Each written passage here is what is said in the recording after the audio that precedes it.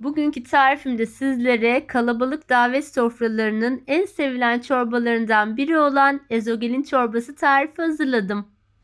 Tüm bildiğiniz tariflerin dışında farklı bir yöntemle yaptığım ve bildiğiniz tüm tarifleri unutturacak kadar lezzetli bu güzel ezogelin çorbasının hemen detaylarına geçiyorum. İyi seyirler dilerim.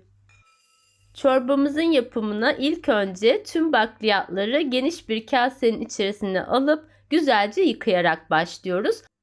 Ben bu tarifimde 1 su bardağı kırmızı mercimek, 2 yemek kaşığı bulgur ve 2 yemek kaşığı da elimde olduğu için baldo pirinç kullandım. Ama sizler dilerseniz baldo pirinç yerine kırık pirinç de kullanabilirsiniz. Tüm bakliyatları kase içerisine aldıktan sonra üzerine geçecek kadar soğuk su ekleyerek bir çırpıcı tel yardımıyla seri bir şekilde karıştırarak bakliyatların içerisindeki nişastayı bu şekilde yüzeye çıkartıyorum. Özellikle mercimek ve pirinç bol nişastalı olduğu için çorba yaparken mutlaka bu şekilde 3-4 kez yıkayarak nişastalı suyunu akıtın. Böyle yaptığınızda çorbanız pişerken de hiçbir şekilde köpüklenmeyecek ve taşmayacaktır. Bu şekilde 3-4 kez yıkayarak bakliyatlarımı bir tel süzgecin içerisine aldım. Şöyle tel süzgeç içerisinde bakliyatları bekleterek de güzelce suyunu süzdürüyorum. Bu arada tenceremi de ocağımın üzerine aldım ve içerisine şöyle yarım çay bardağı kadar da sıvı yağ ekledim.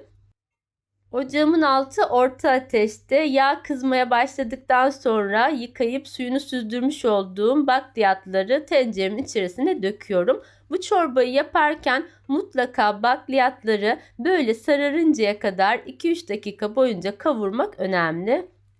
Kavrulan bakliyatlar sayesinde çorbanızın lezzeti de ayrı bir güzel olacaktır. Şimdi içerisine bir tane orta boy yemeklik doğranmış olan kuru soğanı ekledim. Soğanı da yumuşayıncaya kadar bakliyatlarla birlikte kavurmaya devam edeceğim. Ve bu aşamada da içerisine bir tane büyükçe boy sarımsağı ezerek ekliyorum.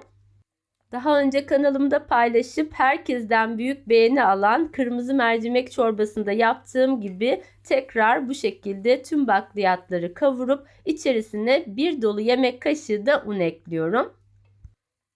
Çorbaya un eklediğinizde kıvamı özlü bir şekilde olacak ve sulu kalmayacaktır. Ama istemeyen bu aşamada un kullanmayabilir. Şöyle un kokusu çıkıncaya kadar kavurduktan sonra şimdi de içerisine 2 dolu yemek kaşığı domates salçası ekledim.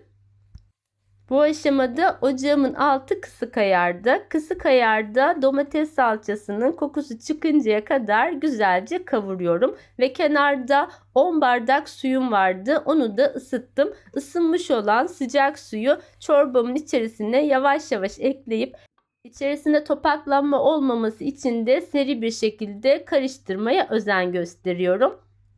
10 bardak sıcak suyu ekledikten sonra da şöyle dondurucuda 1 bardak et suyum vardı. Onu da içerisine ekledim. Hem çorbaya lezzet vermesi hem de daha vitaminli olması açısından ben et suyu kullandım. Ama sizler elinizde yoksa kullanmayabilirsiniz. Şöyle kapağı yarı açık bir şekilde bırakarak çorbamı kaynatmaya aldım ve kaynadıktan sonra da içerisine 2 tatlı kaşığı tuz ekleyerek kaynatma işlemine devam ettim. Ara ara da karıştırın ki çorbanızın dibi tutmasın. Ezogelin çorbamız kaynamaya başladıktan sonra altını kısarak kısık ateşte toplamda 30 dakika boyunca içerisindeki tüm bakliyatlar şişip bu şekilde erinceye kadar güzelce pişirdim. Videonun başında da belirttiğim gibi içerisinde baldo pirinç kullandığım için içinde böyle iri iri taneler halinde kaldığından ben bu aşamada bir blender kullanarak yaklaşık böyle 5 saniye kadar çorbayı blenderdan geçirdim. Yalnız dikkat edelim, çorba pürüzsüz bir kıvam almayacak. Çok hafif bir şekilde blenderdan geçirmeniz yeterli. Ezogelin çorbasını pişirirken sonradan bir bardak daha sıcak su ekleyerek et suyuyla birlikte toplamda 12 bardak su kullanmış oldum. Ve bu aşamada içerisine de baharatlarını ve yarım limonun suyunu ekleyerek çorbamı pişirmeye devam ettim. Ben kimyon, pul biber ve karabiber kullandım. Özellikle kimyon bakliyatlarda hazmı kolaylaştırır. Mutlaka eklemenizi tavsiye ederim. Şöyle bir dolu yemek kaşığı tereyağını da güzelce eriterek içerisine bir dolu yemek kaşığı da nane ekleyerek en son aşamada çorbamın içerisine ekliyorum. Ezogelin çorbamı toplamda ocakta 40 dakika boyunca kaynatmış oldum. Üzerine de kuru naneyi yakıp döktükten sonra da artık ocağımın altını kapatarak kenarda çorbamı dinlendirmeye bırakıyorum. Vermiş olduğum bu ölçülerle toplamda 15 kişiye yetecek kadar çorbanız olacaktır. Özellikle Ramazan'da iftar sofralarınıza da çok yakışacak, çok da lezzetli bir ezogelin çorbası tarifi oluyor. Tarifimi deneyecek olan herkese şimdiden afiyet olsun diyorum. Pişip dinlenen ezogelin çorbasının son kıvamını şöyle de yakından sizlere göstermek istiyorum. Bu arada kanalımda büyük beğeni toplayan lokanta usulü mercimek çorbası tarifi de mevcut. Açıklama kısmına onun da linkini ekliyor olacağım.